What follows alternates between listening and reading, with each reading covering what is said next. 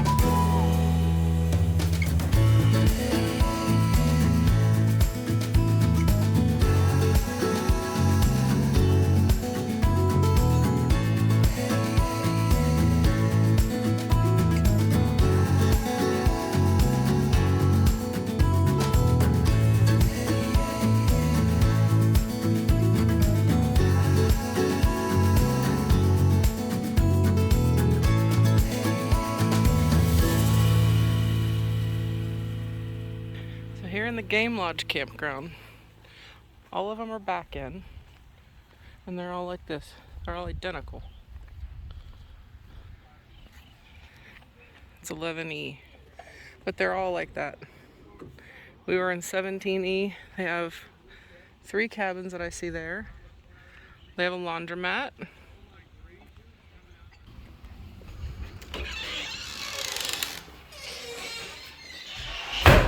Alright, so we've got,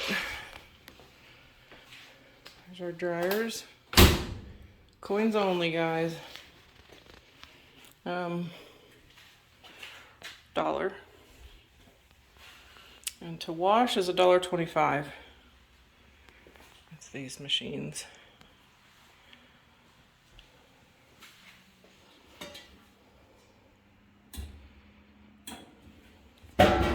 So 4 washers, 4 dryers. $1.25 to wash, $1 to dry. Your drinking water is right next to the laundromat. And Todd's dumping our tanks. There's no water at any of the sites,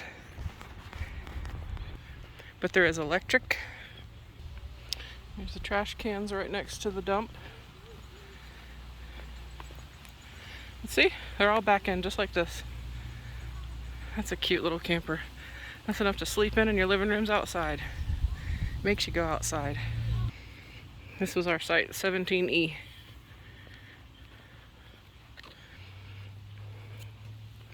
'18.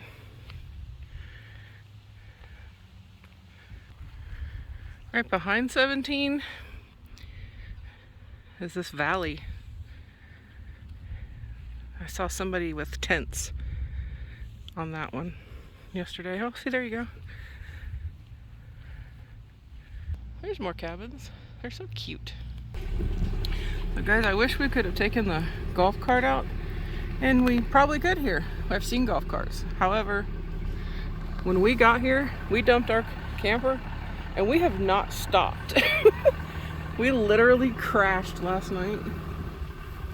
We don't even know what happened. Oh look, there's bathrooms for the tents and whoever doesn't have a bathroom.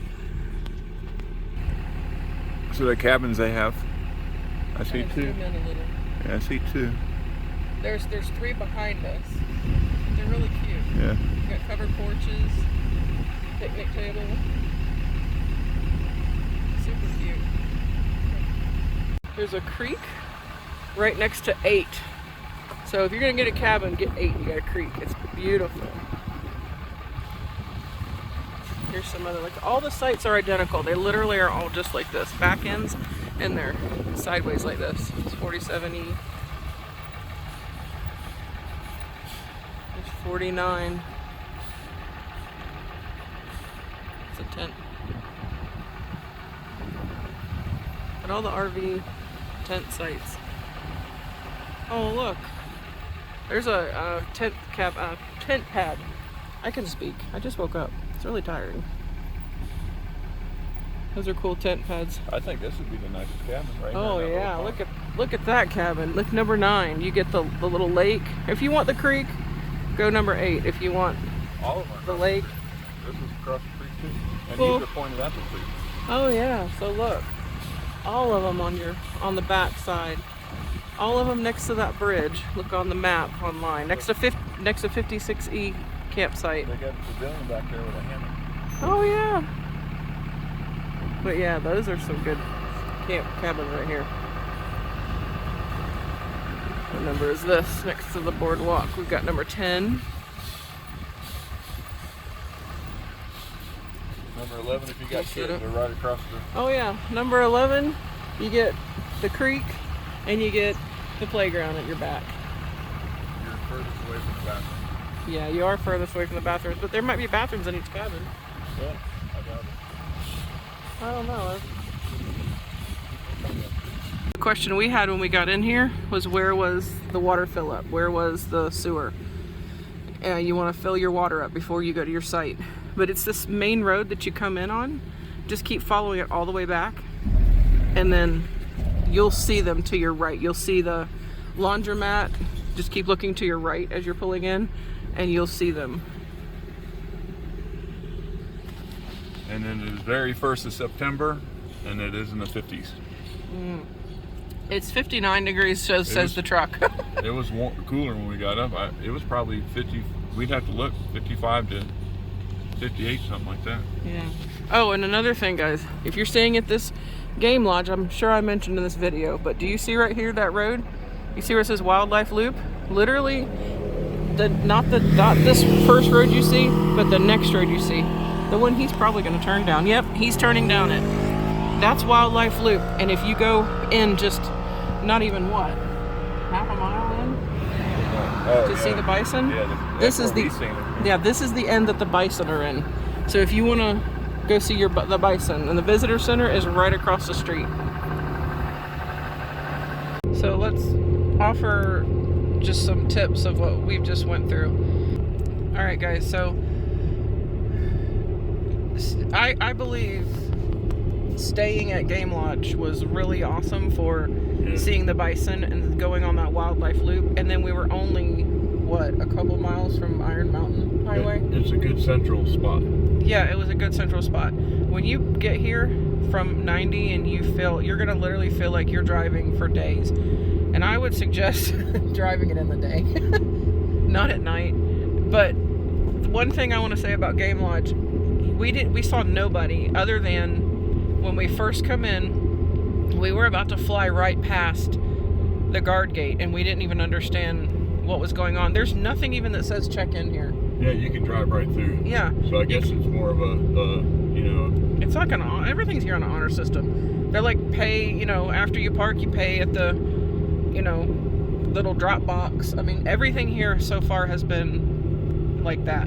But at Mount Rushmore? At Mount Rushmore, at that place we went yesterday, I noticed it on our way out. Like it was, I'm not used to that. I don't even, in Florida, you gotta pay for everything like right away. Some of the walking trails and birding trails, you pay. It's an honor system. Yeah, but that's different. That's hikers and stuff like that. These are drivers who are coming in through here and just, and a hiker's gonna see that way more, way faster than a driver. I mean, you're going so much faster. Yeah. You're driving, like you almost went right past that guard gate. Yeah, because I didn't think it was our check-in. We didn't understand. Yeah. And it really wasn't our check-in. She wasn't our check-in. All she was is this pass right here.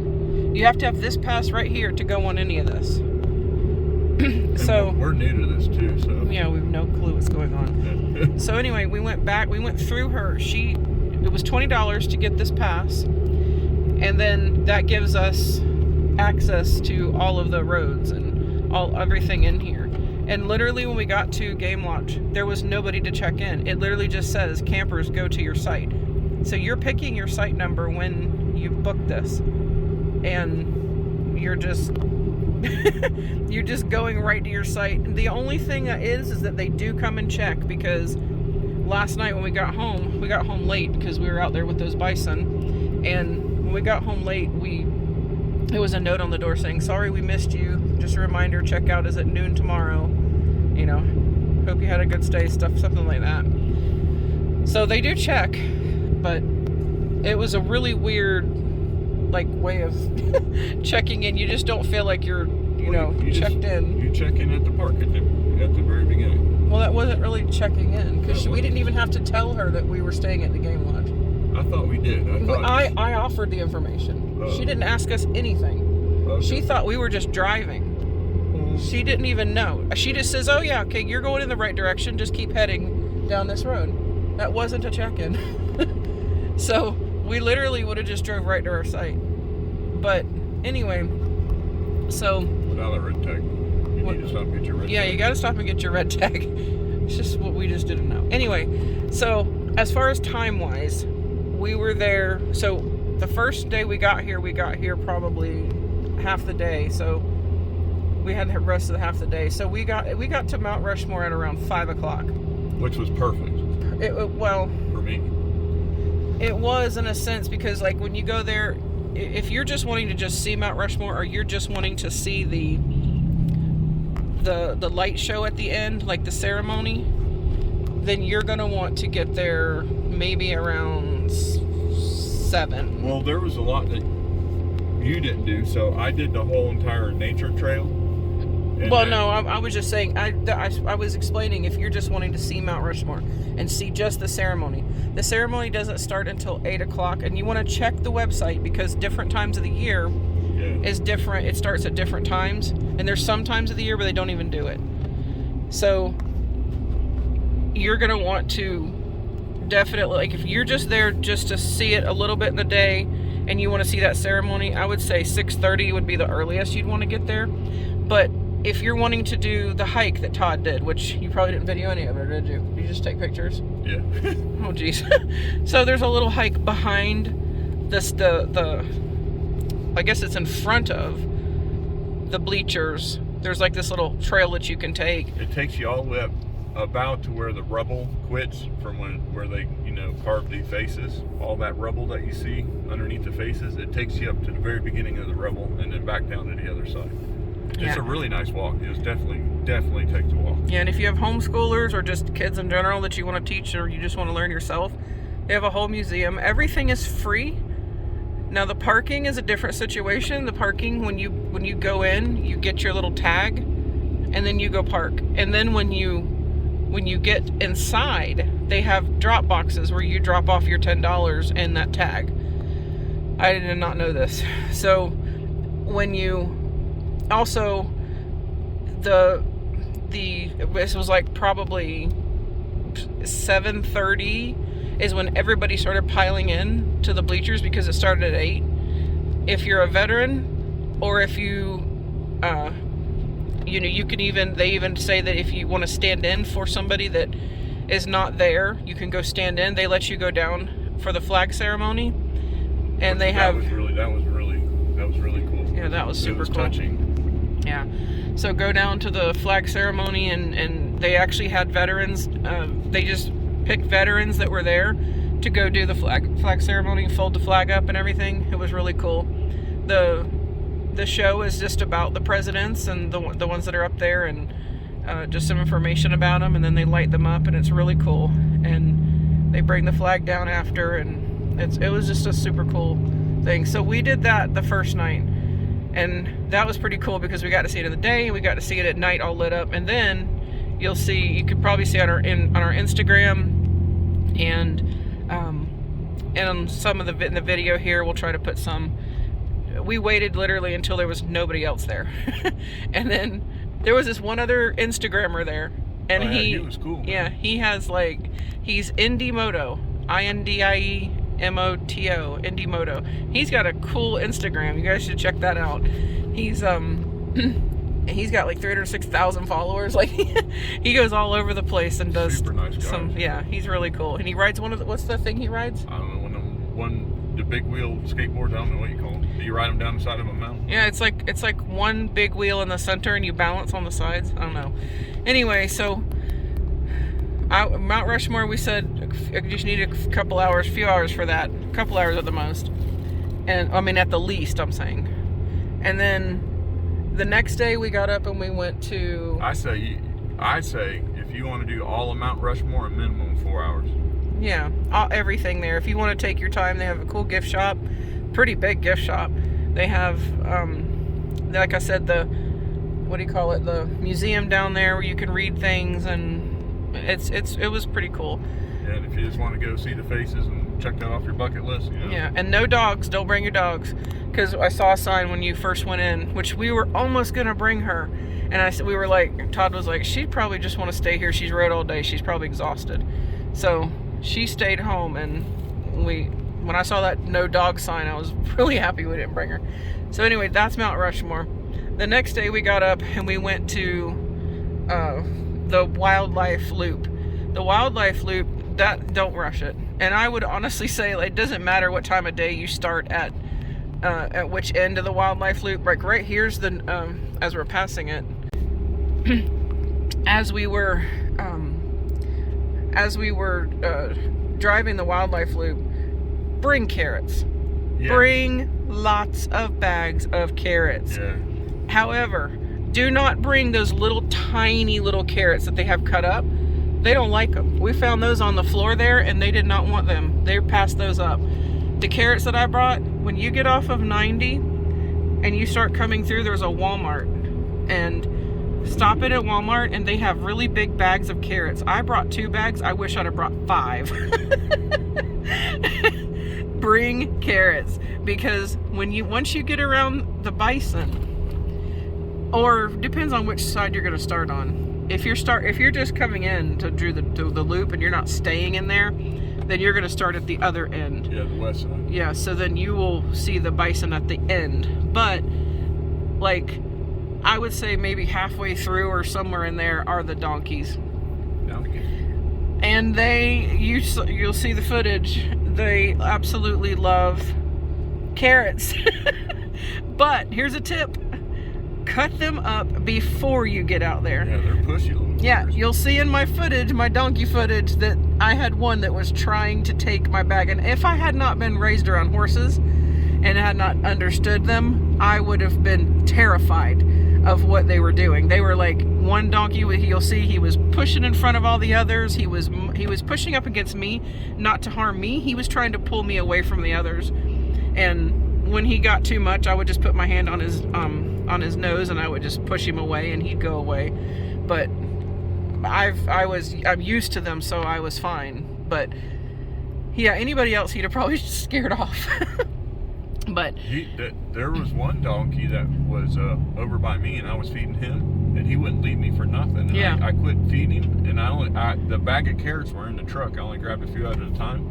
He could smell the carrots, and he stuck his head in the truck. Kaya is like, "What in the world is that?" And he was like, he was trying to find the carrots inside the truck. I'm like, I wish I could have seen Kaya. So bring carrots, cut them up, then get out. Have them in something other than a bag, and you want to hold on to them because they will try to rip your bag out of your hands. But they're gentle when you give it to them. You just give it to them in the palm of your hand like that, and they're so gentle when they take it. They're so used to this. They're right on the road, and if they're not right on the road, they're just down a little bit, and there's a little parking lot you can pull in and go feed them. So we did that. So we spent pretty much a whole day on Wildlife Loop, and then we went the whole day on all the riding. I would have went and did Needles again. If you do Needles, definitely do Needles Road. So Needles Highway is another one that we went on, and we went on that second, right? No, we did Needles first, and then we did Needles Iron and then Mountain Iron Mountain. So that was. But do Needles, turn back around, and go back the other way. Yeah. So we went. We went to Wildlife Loop, then Needles, then Iron Mountain Road, and we did all of that in one day. Yeah. And we went back to Wildlife Loop after because we're so close at that game lodge. So we saw the bison early, and we saw them late. So, and in between, we had enough time to do, which each loop, they say if you just drive it, it takes you about 40 minutes. But then we went to Rush Mountain as well. Remember, you guys did the coaster. Definitely do the coaster. Yeah, the coaster was super cool. That's in our video as well. But anyway, so we had enough time to do all those things, and it takes forever to get around here because, you know, as the crow flies, it's not very far at all. And then you'll see on the GPS, it'll say, you know, it'll say like 18 miles away, but then it'll say it's like 40-minute drive, and you're like, what? It's because all these roads are just so windy, and you have to go around these mountains, and it's like you don't make it very far because you're just constantly doing this winding, you know, switchbacks, and you know, it's just it's a lot of road to cover here. But there was diesel. Yeah, there's plenty of fuel. Plenty of fuel, like up near Game Lodge. Like it wasn't, but maybe how many miles away from the Game Lodge? 8 miles, I think, is what the GPS said. Yeah, so when you get up in here, don't get scared if you have diesel or that you're not going to find any fuel stations. I would definitely, like, once you get off 90, and I forget, I don't even know the name of the road. I think it is 16. Before you get out of town there, what's the name of that town? No idea. I guess it all depends on which way you're coming, but I forgot the name of the town. But yeah, because you could be coming from any which way. We're just speaking on behalf of coming from 90 because that's the way we come in, and that's the way we're leaving. Rapid City. Oh, there's the. See how the road is straight here? Well, we were coming this way. We had no clue to pull in there, and I was like, you know, something just told me pull in there and let's just stop and ask them, like. And turns out, yeah, we needed this pass. Anyway, so you can do all your drives that are right, because they're all so close right there. All your drives in one day. You want Mount Rushmore for at least a half a day. And then today I honestly think we spent the correct amount of time. 2 nights at Game Lodge, because our first day when we got in was Mount Rushmore. Our whole day yesterday was just wildlife. It was just seeing, go to the Custer State Park general store, the little market place, because that's where what are they, bighorn sheep?